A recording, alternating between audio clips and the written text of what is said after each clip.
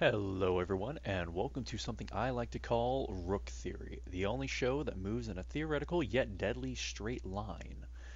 With the recent release of the two Halo 5 trailers, both the internet and Halo community have blown up. Speculation has risen, analyses have been made, towns pillaged, children abducted, planets glassed. Wait, none of those things happened? Only a few of those things happened. Okay.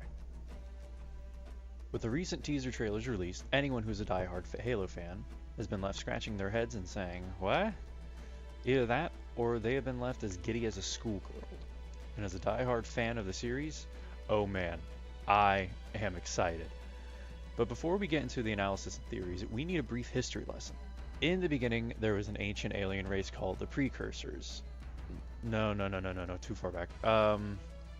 The Precursors, like the emotional little aliens they were, ground themselves into dust. No, seriously, I'm not crazy, I swear. Well, the mantle, the flood, the Halo rings. Okay, let's start with the Spartan program. After the human race had colonized space, there were those who did not agree with the methods of the UNSC. They were a group of rebels and terrorists commonly known as insurrectionists. The UNSC, in response to the failure to control this threat, needed a fix, so they started the Spartan 1 program. This program was designed to create a new class of soldier that would be stronger, faster, and more deadly than any before. But unfortunately, it failed. I won't go into detail, but it didn't work. So, the Spartan 2 program started, and it was a complete success. A small army of super soldiers was now part of humanity's fight for survival. Unfortunately, most of them died, and now only a handful remain, including our boy in green, John 117. After the success of the Spartan 2 project, the Spartan 3 project began. These Spartans weren't quite as physically capable as Spartan 2s, but their skills to work as a team were impeccable. But from what I know, most of them, if not all, died during the Battle for Reach. Next, we have the events for the Halo War, which is when all the Halo games take place. Blow up a ring, find another ring, find more rings, find the Ark, stop the bad guys, blow up the first ring again. Then John escapes on the ship at the end of Halo 3, gets caught off through the split space portal, and then he floats into space, and everyone around him thought he was dead and was supposed to go to Onyx, but instead Bungie and 343 happened. Yay, legal issues, and then Requiem, and this is this, and this and that, and canon, not canon, canon, not canon, canon, not canon, canon, not canon. Anyways, while the Master Chief was missing in action, Oni and the UNSC, along with other private military companies, wanted to replicate the Spartan 2 project. While there was controversy about morals and other unimportant issues, and the whole psychological and sociopathic tendencies, the Spartan 4 program started. And this is where Agent Locke comes in. He is a Spartan 4, and he specializes in hunting other Spartans. And now the popular for Halo 5 seems to be, oh, hunt Master Chief. So in the trailers, we find Locke in front of a wounded Master Chief, and then we find Master Chief in front of a wounded Locke. But in all seriousness, let's analyze the trailers. Both take place in the same location. We get to see both characters' HUDs. Both are having an epic monologue, although Locke's is a bit cocky. And both look as though they're about to kill the victim at the end. But after watching Locke's trailer a second time and getting this expression off my face, I noticed there are a lot of visual cues. Certain cuts and details that had a little too much detail. As though they were shouting, "Hey, look at me!" Then, going back and watching Chief's trailer, I noticed the two trailers are almost the same. No, I mean exactly the same, cut for cut. But the first thing I want to point out is the time of day. In Locke's, the sun is very bright, as though it's around midday, and while in Chief's, it looks like the sun is either rising or setting, meaning only one thing. Master Chief did not get killed in Locke's trailer. Wait, that isn't proof enough? Well, how about this? Take a closer look at both of these statues. While yes, the statue in Locke's is very battle-worn and shot, the one in Chief's is in even worse condition. The shoulder is nearly gone and the elbow is missing, revealing the rebar inside, and as well as there being a large crater inside the statue's head. So I think it's safe to assume that Chief hasn't totally been defeated by Locke. Yet. The next thing I'd like to point out is the heads-up display. When we see Locke's, he seems to have been in quite the battle. He has one grenade, only one more shot in his battle rifle, 3 bullets, and is quite low on health and shields. Also, another thing to notice is that Chief doesn't show up on Locke's radar the entire time. This could be because Chief is marked as an enemy and isn't making enough movement, or maybe that he isn't there at all? Anyways, moving on. On Chief's HUD, we see that he has 3 grenades, half a clip of AR left, and as well as a considerable amount of health and shields. And another thing to note is that Locke does show up on Chief's radar as a friendly. So, there was clearly a fight between the two. Or I assume because there is a distinct lack of bodies in the area, and each one seems to be defeated at the end of the trailer. But there are a few details I would like to point out. As Locke gets closer, we can see the damage done to our hero. He has a glowing hot hole in the left portion of his chest as well as destroyed armor on his left shoulder. My question, what made that hole? The shoulder could have easily been destroyed by a grenade, but the hole? I most certainly don't think a battle rifle could have done that. And besides, should there be 3 holes? Because the battle rifle shoots in 3-round bursts? Now, don't say that 3 bullets could have made that hole. Well, they could have.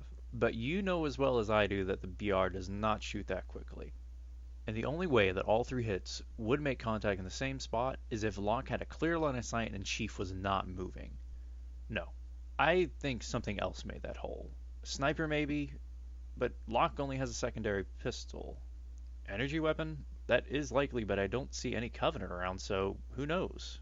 But I don't think Locke did the damage with his current loadout. Maybe he used a sniper, then moved in to strike. The only other thing I want to mention is that Chief grabs a rock. I mean, it's pretty cool. Tiny detail. Anyways, moving on.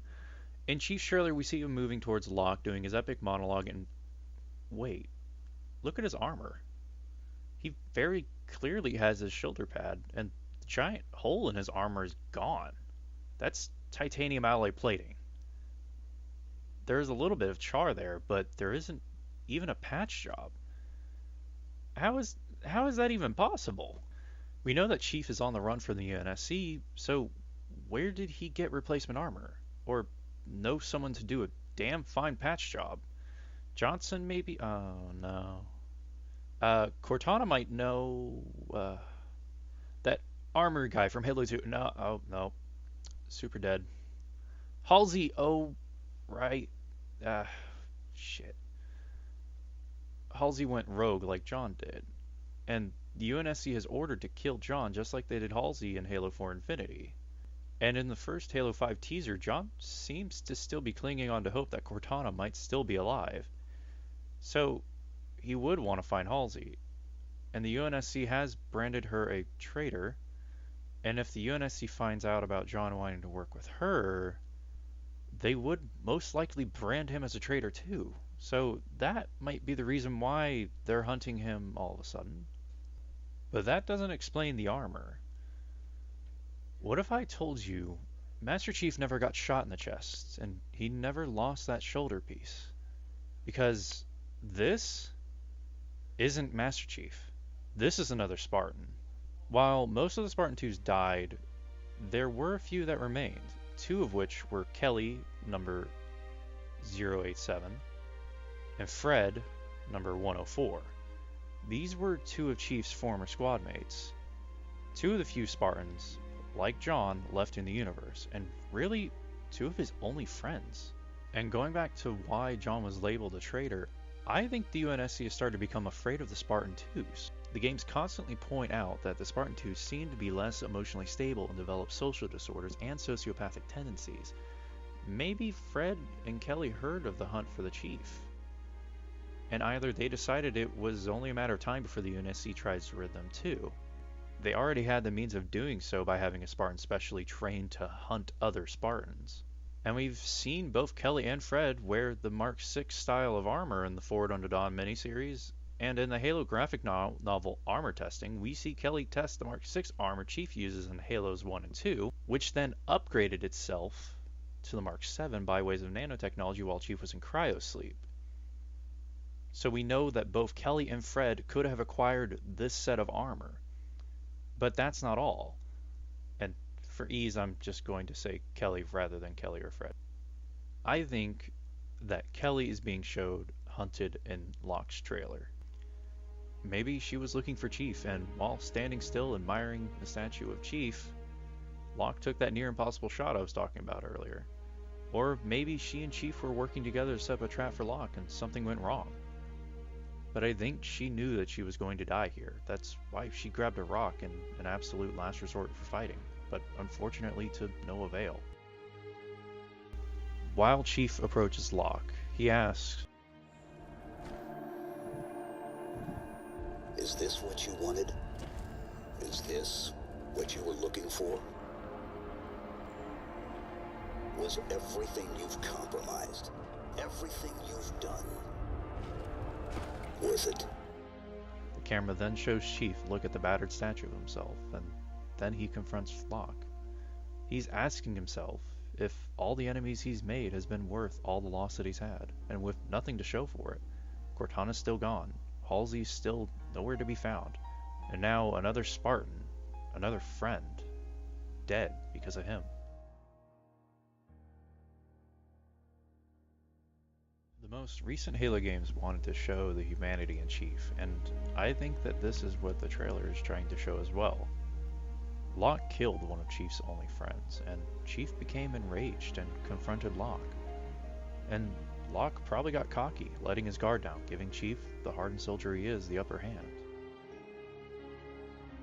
But hey, that's just a theory. A Rook theory.